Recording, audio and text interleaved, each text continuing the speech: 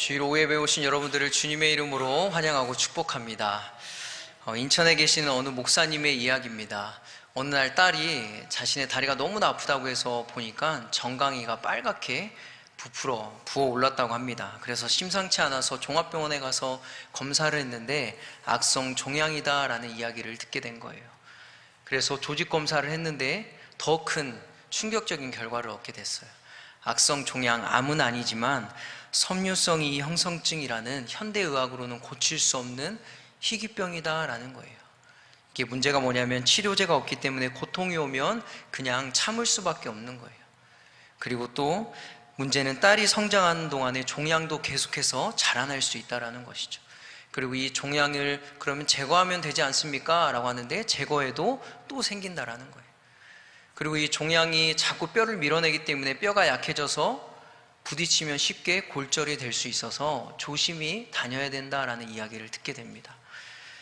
그래서 여러분, 통증이 올 때면 그냥 참고 있는 딸을 보면서 이 목사님 내외는 그냥 눈물만 흘리면서 주님께 기도할 수밖에 없었다고 해요. 여러분 한번 생각해 보세요. 목사님 내외가 얼마나 가슴이 아팠을까요? 그리고 이 딸은 한참 예민한 시기인데 얼마나 힘든 시간을 보내게 됐을까요? 그런데 여러분, 이러한 어려움은 목사님 가정뿐만 아니라 비단 우리에게도 이러한 어려움이 불청객처럼 불쑥불쑥 찾아올 때가 있죠. 그럼 여러분, 이러한 고난과 어려움 가운데서 우리는 어떻게 해야 될까요? 어떻게 해야 이 고난을 이겨낼 수 있을까요? 오늘 말씀을 통해서 그것을 함께 나누기를 소망합니다. 여러분, 바울이 소아시아 쪽에서 복음을 전하고 있는데 밤에 환상 중에 마게도냐 사람이 이리로 건너와서 우리를 도와달라라는 그런 환상을 보게 돼요. 그래서 바울은 성령님의 이끄심에 순종해서 그곳으로 가지요. 그래서 옥감장수 루디아를 만나고 루디아가 자신의 집을 내놓음으로써 빌립보 교회가 그렇게 시작이 됩니다. 그리고 이 빌립보서는 빌립보 교회에 보내는 바울의 편지이죠. 그런데 여러분, 우리가 이 빌립보서를 보면서 항상 염두에 둬야 될 것이 있는데 바울이 로마 감옥에서 빌립보 교회에 편지를 보냈다라는 거예요. 여러분, 우리야 지금 여기에서 있으니까 바울이 그냥 로마 감옥에 있구나 라고 생각할 수 있지만 바울이 어떤 사람이죠 여러분? 바울은 복음을 전하는 것을 가장 좋아하고 기뻐하는 사람이에요.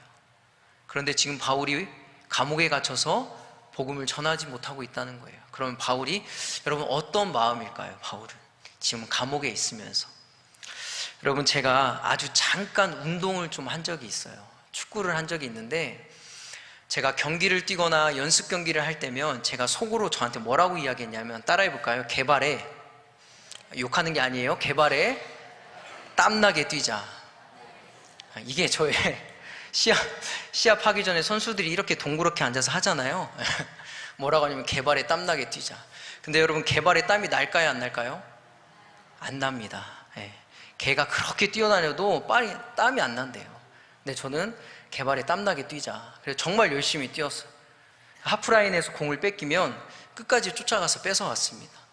그리고 제가 수비수였으니까 몸을 던져서 공을 맞고, 몸싸움이 안 되거나 상대 선수가 속도가 더 빠르면 유니폼을 자꾸 늘어졌어요. 제가 유니폼을 그때 많이 찢었습니다, 여러분. 그런데 어느 날 몸을 이렇게 좀 푸는데 코피가 멈추지가 않는 거예요. 코피가 한번 나서 멈추질 않는데, 알고 봤더니 어머니께서 나중에 말씀하시는데 저를 축구를 그만두게 하려고 큰 누님이랑 작전 기도를 했는데 코피가 나던 그날이 작전 기도가 마지막으로 끝나는 날이었대요. 그러니까 제가 나중에 생각해 보니까 얘가 피를 보지 않으면 멈추질 않을 것 같아서 하나님이 피를 보게 하신 것 같아요. 코피가 멈추지 않아서 병원에 갔는데 의사가 평생 운동 선수는 못할 것 같다라는 이야기를 하시더라고요. 그래서 제가 그냥 스스로 좀 그때 납득이 됐어요. 내가 운동을 할 수 있는 몸은 아니구나. 그런데 너무 좋아하고 하고 싶으니까. 그리고 학교도 이제 이미 결정이 돼서 등번호까지 다 정리돼서 가기만 하면 상황이었거든요. 그래서 제 친구들도 다 이렇게 올라가기만 하면 되는 상황인데 저는 못 올라간 거죠. 너무나 속상하고 힘든 거예요. 그래서 아주 잠깐이지만 방황도 하고 그랬습니다.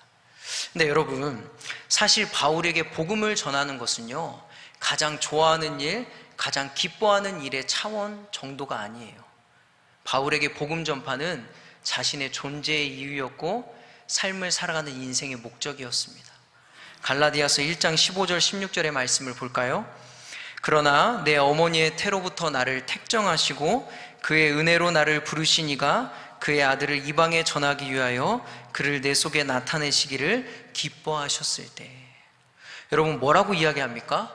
어머니 뱃속에 있을 때부터 이방인에게 복음을 전하게 하기 위해서 나를 어떻게 했다? 택정하셨다라는 것이죠.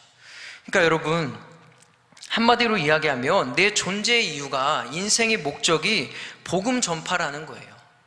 복음을 전하는 것이 그냥 기쁘고 가장 좋고 재밌고 그런 정도를 넘어서서 복음 전파는 바울의 삶의 이유였고, 그리고 복음 전파가 곧 바울이었다라는 것이죠.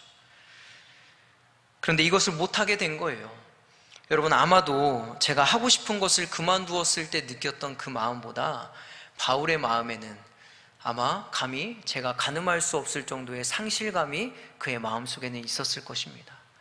우리가 이 말씀을 좀 더 깊이 묵상하기 위해서는 바울이 로마 감옥에 오기까지의 과정을 좀 살펴볼 필요가 있어요. 바울이 핍박을 받아서 가이사랴 감옥에 2년 동안 갇힙니다. 그런데 이렇게 계속 갇혀있자니 뭘 못해요? 복음을 못 전하는 거죠. 그래서 이러다가는 영영 복음을 못 전하겠다 싶어서 로마 시민권을 이용해서 내가 로마에 가서 재판을 받겠다라고 해요. 그래서 얼른 재판을 받아서 가서 복음을 전해야 되니까.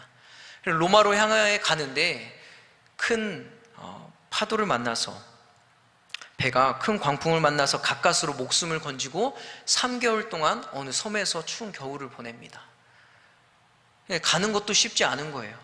고생해서 겨우 로마에 도착했는데, 그럼 빨리 재판을 받고 얼른 자유의 몸이 되어서 복음을 전해야 되잖아요. 그런데 내가 죽을지 다시 복음을 전할지 모른 채 감옥에서 2년에서 3년의 시간이 흘러갑니다. 여러분, 바울의 마음이 어떨 것 같아요? 내 삶의 이유의 목적이 그건데 2년에서 3년, 이전까지의 시간을 합치면 5년 동안 복음을 못 전하고 있는 거예요. 바울의 심정이 여러분 어떨까요? 그 모든 상황, 그리고 바울의 이 마음을 12절을 보면 한 단어로 표현을 합니다. 12절을 보면 이렇게 이야기해요. 형제들아, 내가 당한 일이라고 이야기해요. 당한 일, 내가 당했다라는 거죠. 그런데 여러분, 이것은 원어로 보면 타카트 에메라는 말인데, 직역하면 나에 관한 것들, 나의 신변에 관한 것들이라는 말이에요. 그러니까 원문에 좀 충실하게 번역을 하면 나에게 있었던 일들이라고 번역하면 좀 자연스럽고 원문에 충실하다는 거죠. 그런데 굳이 오늘 뭐라고 번역을 했어요? 내가 당한 일이라고 이야기를 했다는 거죠. 여러분, 제가 말씀을 묵상하면서 곰곰이 한번 생각해 봤어요. 내가 만약 바울이라면 어떤 번역이 더 마음에 들었을까? 나에게 있었던 일, 아니면 내가 당한 일?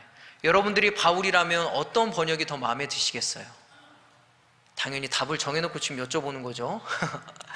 내가 당한 일이 더 바울의 마음에는 흡족하지 않을까라는 생각을 했어요. 왜 그렇습니까, 여러분? 바울이 로마에 오기까지의 과정, 감옥에 있을 때의 그 심정은, 느꼈던 감정은 바울이 단 한 번도 기대하거나 기도하지 않았던 일이었기 때문이에요.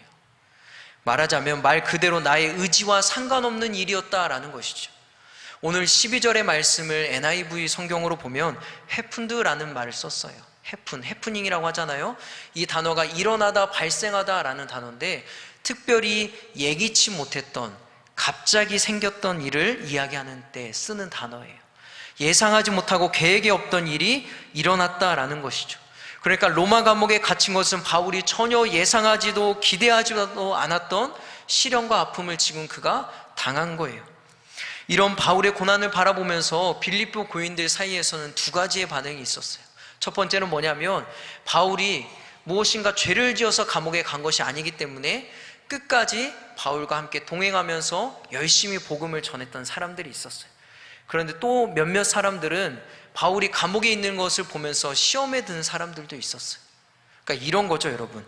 목숨 바쳐서 복음을 전하는 바울에게 더 큰 은혜를 주시지는 못할 망정 어떻게 저런 시련을 줄 수 있을까라고 생각하는 거예요. 아니, 복음을 열심히 목숨을 다해서 전했던 사람의 결과가 저건가? 라고 생각을 하는 거죠. 그런데 심각한 것은 믿음 자체가 흔들리는 사람들도 있었다는 거예요. 여러분, 빌립보 교인들, 이 교인들은 그리스도인들, 당시에 그리스도인이다라는 것은 로마 황제를 부정하고 예수님을 주님으로 고백하는 사람들이에요. 그런데 이 사람들이 바울이 로마 감옥에 갇혀 있는 것을 보고 이렇게 생각하는 거예요. 우리가 예수님을 주님이라고 고백하는데 로마 황제가 진짜 주님이 아닐까? 라는 생각을 하게 되는 거예요. 예수님이 주님이라면 바울이 어떻게 지금 감옥에 있을 수 있을까? 라고 하면서 의심하기 시작하는 것이죠.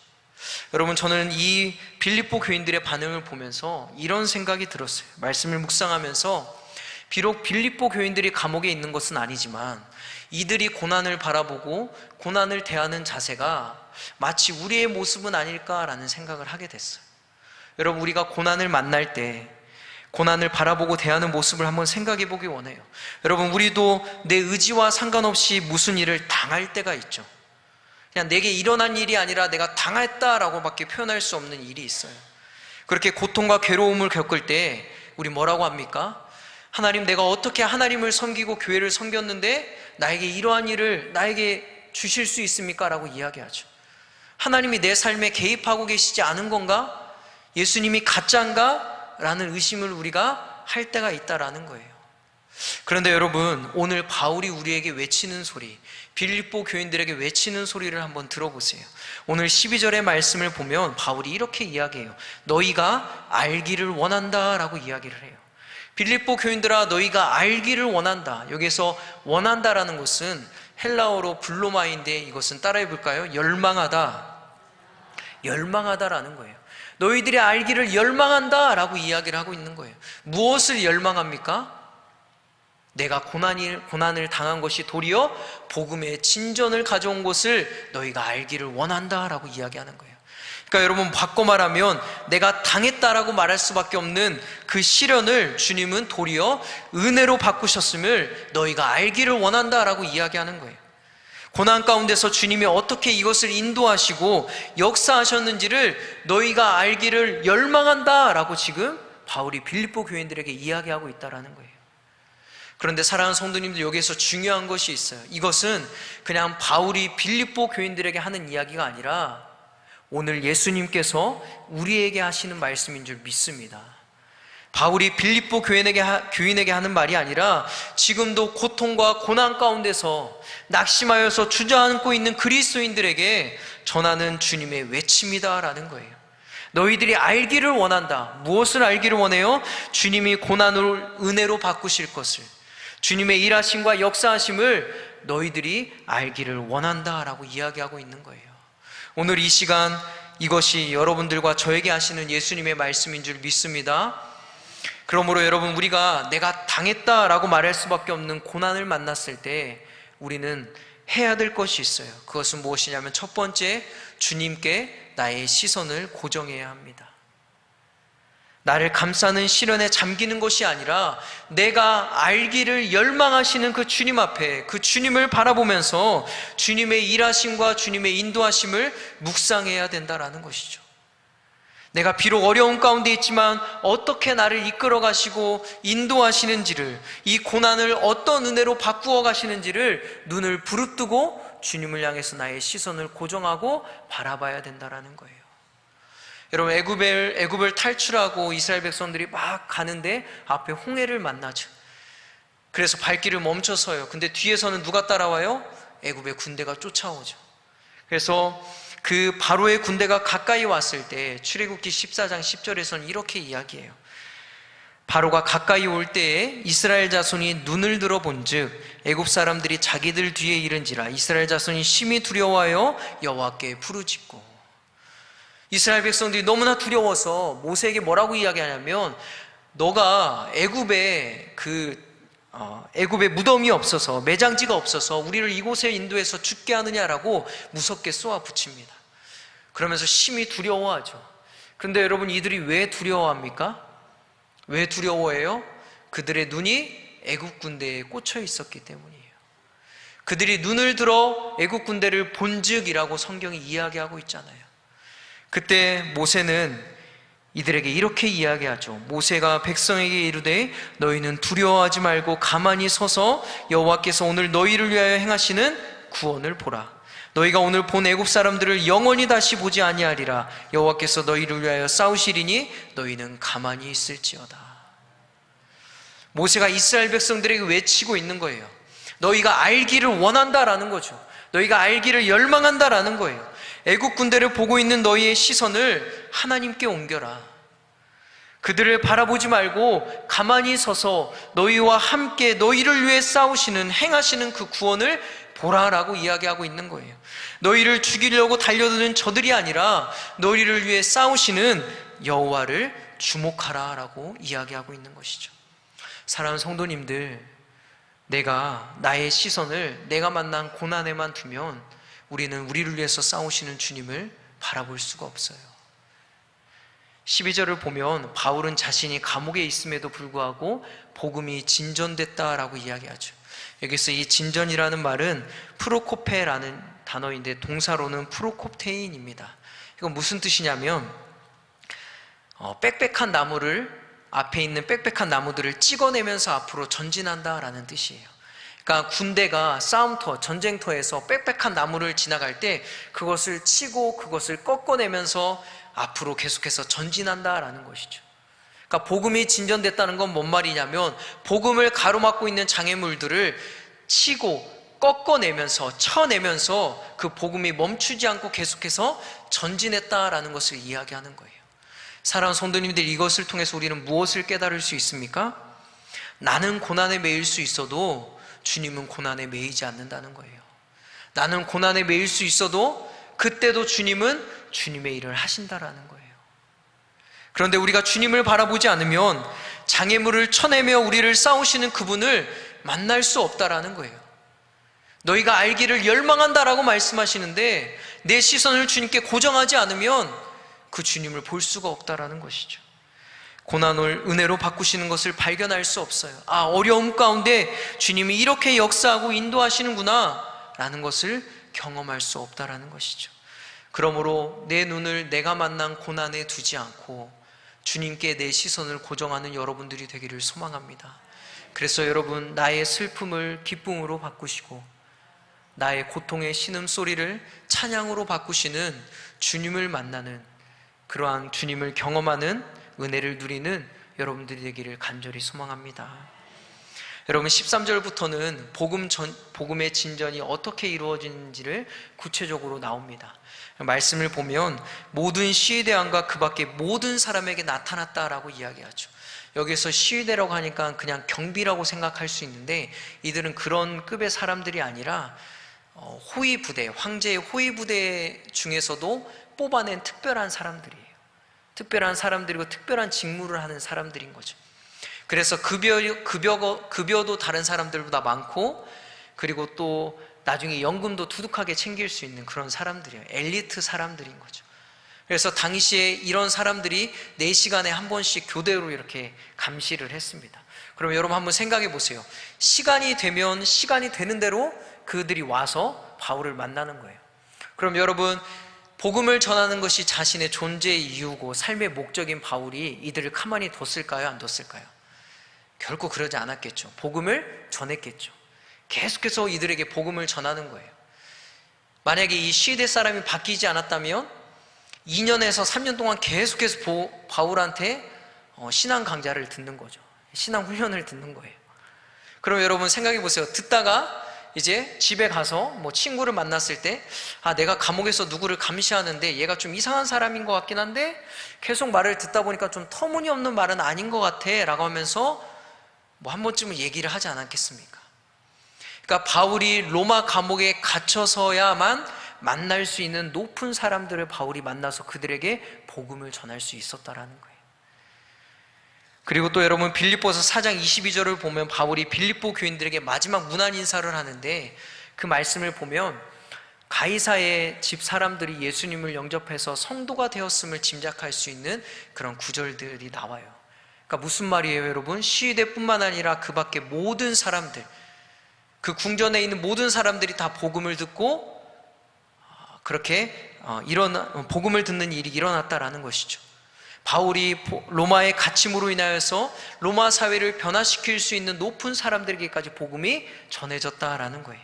또 14절을 보면 형제 중 다수가 바울의 매임으로 말미암아 겁없이 하나님의 말씀을 담대히 전했다라고 이야기해요. 여기서 형제들은 로마인 그리스도인들, 로마 그리스도인들을 말하는데, 이들은 어떤 사람이에요? 황제 숭배라는 그 중심지에서 예수님을 주님으로 고백하는 사람들이에요. 황제가 주님이 아니라 예수님이 주님이다라고 고백하는 사람들이죠.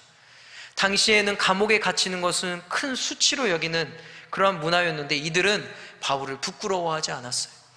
그리고 잘못하면 나에게도 불똥이 띄어서 나도 감옥에 갈 수 있고 죽을 수도 있는데 겁없이 담대히 하나님의 말씀을 전했다라고 이야기하죠. 도리어 감옥에 있었는데 도리어 복음의 진전이 이렇게 나타난 거예요. 근데 여러분, 이 가운데서 우리가 바울이 자신의 매임을 어떤 관점으로 바라봤는지가 무척 중요해요. 13절의 말씀을 보면 바울이 이렇게 이야기하죠. 이러므로 나의 매임이 그리스도 안에서라고 이야기합니다. 이 문장이 번역이 좀 여러 가지 논란이 있지만 원어의 어순으로 보면 내가 감옥에 갇힌 일, 곧 나의 매임이 그리스도 안에서 일어난 것임을 강조하고 있는 거예요. 내가 감옥에 갇힌 것이 그리스도 안에서 일어났다라는 것이, 이게 바울의 관점이라는 거예요. 여러분, 우리가 앞에서 이야기할 때, 우리가 고난을 당했다라고 이야기할 때 우리는 어떻게 합니까? 그리스도 밖에서 이 고난을 바라보죠. 우리의 관점은 그렇다는 거예요. 그래서 원망과 불평을 하죠. 여러분, 제가 서로가 심장에 구멍이 있다는 이야기를 들었을 때 하나님 앞에 화도 났지만 저의 감정에 많은 부분을 차지했던 것은 하나님께 섭섭한 거였어요. 하나님께 굉장히 서운하더라고요. 왜냐하면 여러분, 하나님은 천지를 창조하신 분이잖아요. 근데 그 아기의 심장에 구멍을 안 내는 것이 어려운 일일까요?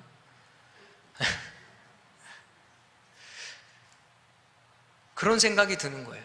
천지를 만드신 분이 그 아기의 심장에 구멍을 안 내는 것이 어려운 일이라서 이렇게 하신 걸까? 그리고 더욱이 하나님, 심장을 튼튼하게 해주세요라고 제가 기도까지 했는데 하나님, 어떻게 이러실 수 있습니까? 굉장히 서운하고 섭섭하더라고요. 근데 여러분, 그래서 제가 너무나 서운해서 일주일 동안 기도를 하지 않았어요. 이제 이게 방송에 송출되기 때문에 전국에 있는 사람들이 다 알겠죠. 우암교회 권세훈 목사가 기도를 안 했다, 안 할 수 있다니. 너무나 서운해서 기도를 안 했어요. 왜 기도를 안 했냐? 정확히 말하면 기도를 하기가 싫었어요. 왜? 기도를 해도 안 들어주시는데 뭐하러 기도하나? 제가 일주일 동안 기도를 안 했습니다. 근데 여러분, 어떤 목사님이 이런 이야기를 하시더라고요. 고난을 만날 때 사람은 내가 피해자가 된다라는 거예요. 그러니까 여러분, 제가 피해자가 된 거예요. 가해자가 누구예요? 그러면 가해자가 하나님이라고 생각을 한 거죠. 내가 피해자가 됐다라고 생각을 한 거예요. 여러분, 많은 사람들이 고난을 당하면 내가 피해자라고 생각을 하죠. 그 생각에, 그 늪에 빠지게 돼요. 그런데 여러분, 그 늪에서 나와야 합니다. 그 늪에 나와야 돼요. 여러분들의 고난이, 지금 당하는 아픔이 결코 가볍다라고 이야기하는 것이 아니에요. 그런데 여러분, 나는 피해자다라고 하는 이 관점에 사로잡혀 버리면 우리는 주님을 만날 수가 없어요. 고난을 통해 역사하시는 주님을 볼 수가 없다라는 것이죠. 다만 고난을 다른 관점에서 생각해야 돼요. 그 관점이 뭐예요? 그리스도 안에서, 그리스도 밖이 아니라 그리스도 안에서 이 고난을 바라봐야 되는 거예요. 이 고난을 나에게 왜 허락하셨는지, 주님께서 이것을 통해서 내가 무엇을 발견하기를 원하는지, 무엇을 변화시키기를 원하는지, 무엇을 닮아가기를 원하는지, 여러분, 주님 안에서 바라봐야 된다는 것이죠. 여러분, 제가 나는 피해자다라고 생각하고 일주일 동안 기도를 안 하다가 정신을 차려야겠다라는 생각으로 다시 기도를 하기 시작했어요. 주님, 나에게 이 고난을 왜 주셨습니까? 근데 어느 날 한 권사님께서 저에게 전화가 왔어요. 제가 어렸을 때부터 저의 잘하는 것을 다 보셨던 아주 가까운 권사님이 그 소식을 듣고 저에게 전화를 하신 거예요. 근데 이 권사님도 사랑하는 자녀가 사고를 당해서 힘든 시간을 겪었었거든요. 근데 권사님이 이렇게 말씀하시더라고요. 나도 목사님, 저도 그런 시간을 겪었을 때 사람들이 위로의 말을 해주는데 그 사람들은 내가 얼마나 큰 고통을 당하는지 모르더라고요. 알 수가 없더라고요. 그러니까 그 사람들이 못나서가 아니라 당하지 않으면 모른다라는 거예요. 그런데 목사님에게 이러한 시련을 주신 것은 아마 하나님께서 그 고난을 당한 사람들에게 정말로 진심으로 다가가서 그들을 위로하고 예수님의 마음으로 그들에게 용기와 힘을 주라고 하나님께서 목사님에게 주신 고난이 아닐까라는 그러한 생각을 기도 중에 하게 됐습니다라고 말씀하시더라고요. 여러분, 저는 이 권사님의 말이 하나님께서 제게 하시는 말씀으로 들려왔어요. 제가 기도했던 것에 말씀으로 받아들여졌습니다. 그리고 주님 안에서 제가 만난 고난의 결론을 이렇게 내렸어요. 즐거워하는 자들과 함께 즐거워하고 우는 자들과 함께 울기 위해서 이런 고난을 주셨다고 저는 그리스도 안에서 제가 내린 결론입니다. 여러분들은 고난을 만났을 때 그리스도 안에서 이 고난을 생각하십니까? 그리고 어떤 관점에서 그 고난을 결론을 내리십니까? 전도서 7장 14절에서 이렇게 이야기해요. 형통한 날에는 기뻐하고 공고한 날에는 되돌아보라. 형통한 날에는 기뻐하라는 거예요. 그런데 공고한 날을 만났을 때, 나쁜 일을 만났을 때, 고난을 만났을 땐 되돌아보라는 거예요. 이 되돌아보라라는 말은 깊이 생각하라라는 말입니다. 그래요, 여러분, 우리는 고난을 만났을 때 그리스도 안에서 이 고난을 깊이 묵상해야 될 줄 믿습니다. 주님이 원하시는 것은 여러분, 피해자의 늪에 빠져 있는 것이 아니에요. 그 아픔을, 그 말할 수 없는 고난을 주님께로 가져가서 그리스도 안에서 어떻게든 이 문제를 풀어나가야 된다는 것입니다. 그래서 여러분, 고난 가운데서도 주님의 뜻을 묻고 내게 말씀하시는 주님의 음성을 들음으로써 이 시간들이 여러분 정말 그냥 눈물만 흘리는 시간이 아니라 주님을 깊이 만나는, 더 깊이 만나는 시간이 되기를 주님의 이름으로 축원합니다. 한 가지 이야기를 하고 말씀을 마치려고 합니다. 여러분, 교회 오빠 이관희 집사님의 이야기를 잘 아시죠? 이제 돌아가셨지만 그 아내분이 간증하는 것을 들었어요. 이관희 집사님이 ROTC를 할 만큼 건강하셨잖아요. 그런데 갑자기 그에게 대장암이라는 암이 찾아왔습니다. 그게 첫 번째 고난이었어요. 두 번째 고난은 무엇이었냐면 자기가 사랑하는 자기의 어머니가 스스로 목숨을 끊는 것이었어요. 그래서 이관희 집사님이 그 어머니의 눈을 감겨주면서 그 어머니의 손을 잡고 이렇게 기도했다고 해요. 주님이 허락하신 일도 저는 축복으로 여기고 있습니다. 항암 치료로 온몸에 두드러기가 나고 머리카락이 다 빠져도 제가 욥보다 더 강한 믿음으로 주님만을 사랑한다는 마음은 절대 변하지 않을 겁니다. 그런데 주님, 첫 번째 기도 제목은 제 병고침이 아니라 우리 엄마에게 마음의 평안을 허락해 달라는 것인데 어떻게 제 기도를 이렇게 응답해 주십니까? 그렇게 울며 기도하던 집사님이 마지막으로 이렇게 기도했다고 해요. 어떤 환난이 닥쳐도 제가 주님을 변함없이 사랑하겠습니다. 절대 배신하지 않겠습니다. 주님 사랑합니다. 주님 감사합니다. 그런데 여러분, 이 집사님 가정에 세 번째 고난이 찾아왔대요. 그건 뭐냐면 이 아내분이 암에 걸리셨다고 해요. 그래서 남편도 아내도 암 말기 환자가 되어서 그렇게 있었다라는 것이죠. 그런데 이관희 집사님은 자기의 생일날 사랑하던 주님의 곁으로 갔죠. 근데 이관희 집사님께서 생전에 말기암의 고통과 싸우면서 이런 말씀을 했대요. 한번 잘 들어보세요. 하나님은 눈부신 삶을 사는 사람도 증거로 삼지만 고통 속에서 주님을 놓지 않는 사람도 증거로 삼는다. 여러분, 오늘 본문은 자신이 당한 고난을 하나님께서 어떻게 역사하셨는지를 전하는 바울의 간증이에요. 오늘 말씀 묵상하는데 이런 생각이 들었어요. 하나님께서 우리를 보실 때 고난이 있는 인생도 안타깝지만 간증이 없는 믿음은 더 안타까워하지 않으실까? 고난이 있는 인생도 안타깝지만 간증이 없는 믿음은 얼마나 더 안타까워하실까? 그런데 여러분, 고난은 누구에게나 찾아올 수 있지만 누구나 간증을 할 수 있는 건 아니죠.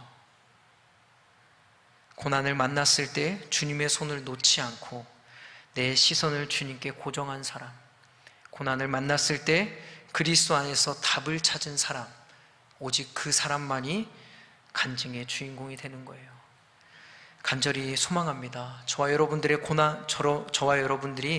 고난만 당하다 끝나는 인생이 되지 않았으면 좋겠어요. 비록 주님 앞에 서는 그날까지 내가 당했다라고 할 일들이 많이 있겠지만, 그런 일들을 많이 만나겠지만, 고난을 통해 주님을 증거하다가 그분을 만나는 저와 여러분들이 되기를 간절히 소망합니다. 주님 보셨죠? 많은 고난을 만났지만 제가 이것을 다 간증으로 만들다 왔습니다. 제가 당했다라고 할 일들을 너무나 많이 만났지만 주님 보셨죠? 제가 이 모든 것을 다 간증으로 만들어내고 주님 앞에 섰습니다. 그런 믿음의 삶을 살다가 주님을 만나는 여러분들이 되기를 소망합니다. 끝까지 승리하며 주님 앞에 나아가는 인생이 되기를 주님의 이름으로 축원합니다.